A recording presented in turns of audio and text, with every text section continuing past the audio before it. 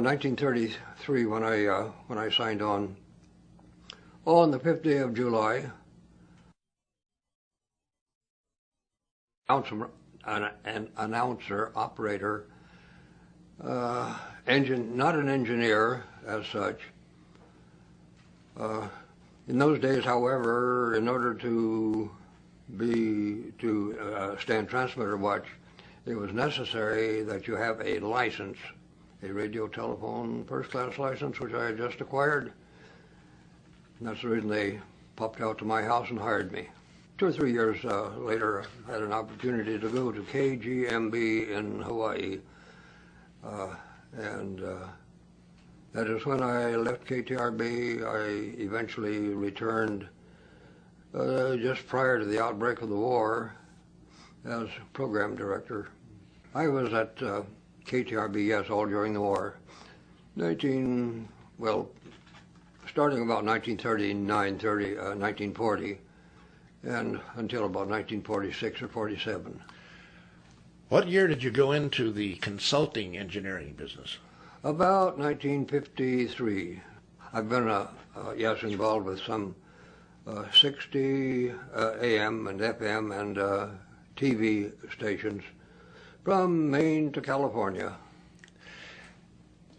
When the Pappases took over KTRB, did you come back to work for them?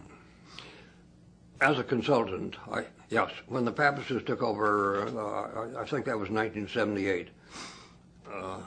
I had done work for them previously. When they acquired their first station, KGEN, in Tulare, and then the upgrading and the modifications that subsequently have been accomplished on KTRB during the interval from, let's say, 1950 to 1975, I really had no connection whatsoever with KTRB. In 1978, we increased the power, we moved the transmitter site, we went through a succession of modifications and power increases and applications until, as of last week, we received the final construction permit to relocate the 860 kilohertz assignment. Kilohertz, I say now. In earlier days, we said kilocycles. To relocate the frequency to San Francisco. Final construction permit that came through last week. Simultaneously with filing, starting to pursue the reassignment of the 860 frequency to San Francisco, we filed an application to drop in 840 in Modesto, and we also have a construction permit on that. The call letters assigned are KPMP, meaning Pete and Mike Pappas, in commemoration.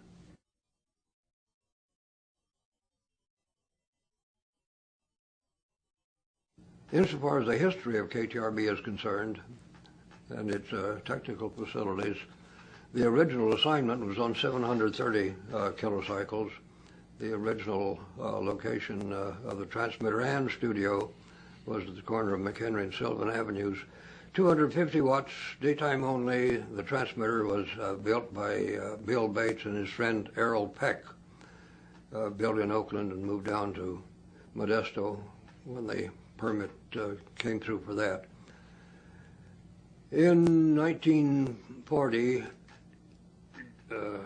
just prior to the outbreak of Pearl Harbor and to the outbreak of the war and the Pearl Harbor attack, a construction permit had been received to change frequency to 860 kilohertz, and with a walloping power of 1,000 watts with a directional antenna.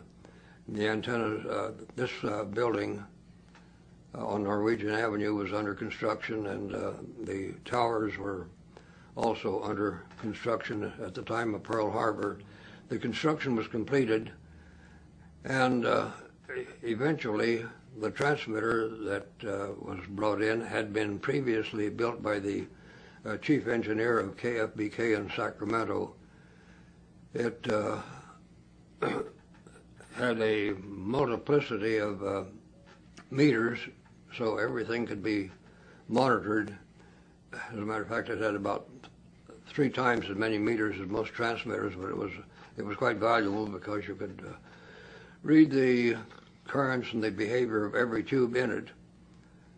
And that was the transmitter that carried KTRB through the war and for several years later until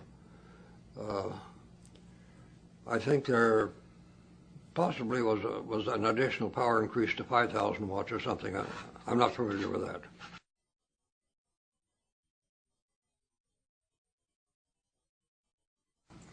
Yeah, as a matter of fact, this transmitter has been preserved, and you can see it right behind me here.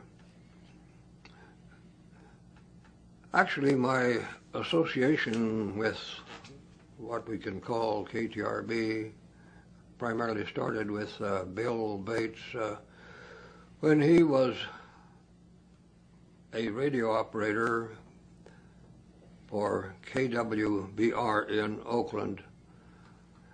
This happened a couple years prior to the advent of KTRB going on the air in 1933.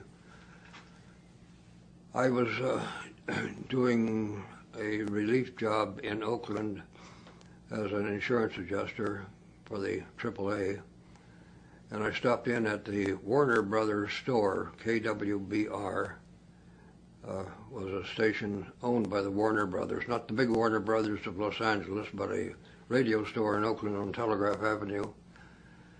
And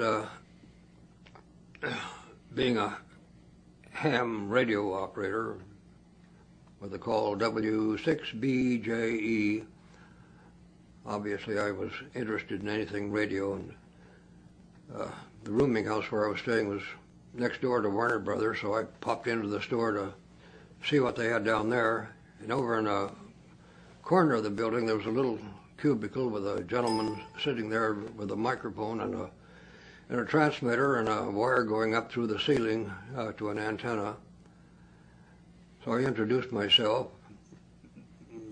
The gentleman said his name was Bill Bates, and when he learned I was from Modesto, he informed me that he was in the process of applying to the Federal Radio Commission for a license to build a radio station in Modesto. Well, that formed an immediate bond, and I learned that Warner Brothers had a book of instruction on how to get a commercial license by the authors Nielsen and Horning, called Radio Operating Answers and Questions. So I bought that book. Bill said to keep in touch with him. He might have a job for me if he ever got a radio station in Modesto. And we parted company, but we kept in touch. And obviously, when the permit came through and the building was started in Modesto, we kept an even closer touch. And I recall being out at the station talking to him when he told me we're going on the air tomorrow morning, so tune in.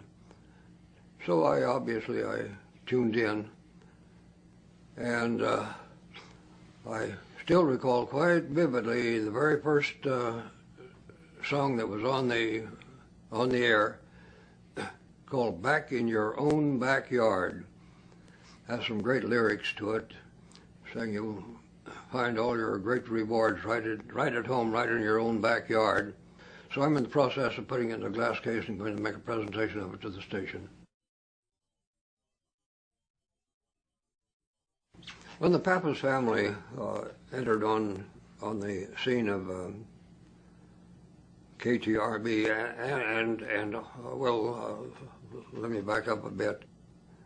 Somewhere in the 1950s, we put a radio station on the air in Tulare with the call letters KGEN for a fellow by the name of Bob McVeigh.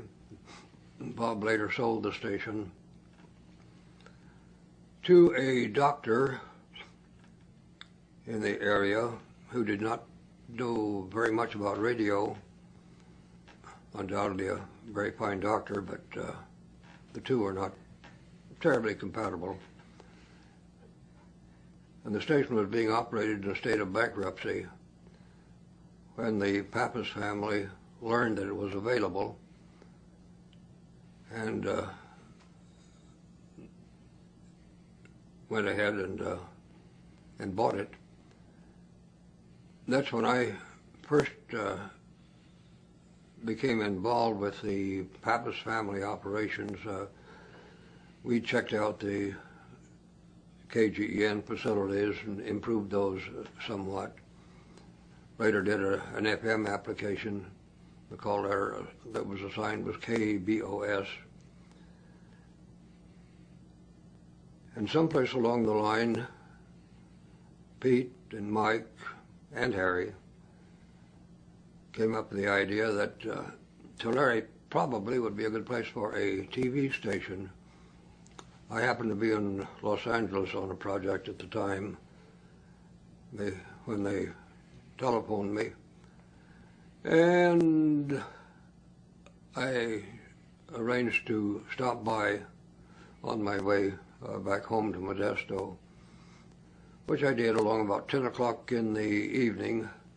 The discussion went on for quite some time, and along about 2 o'clock in the morning,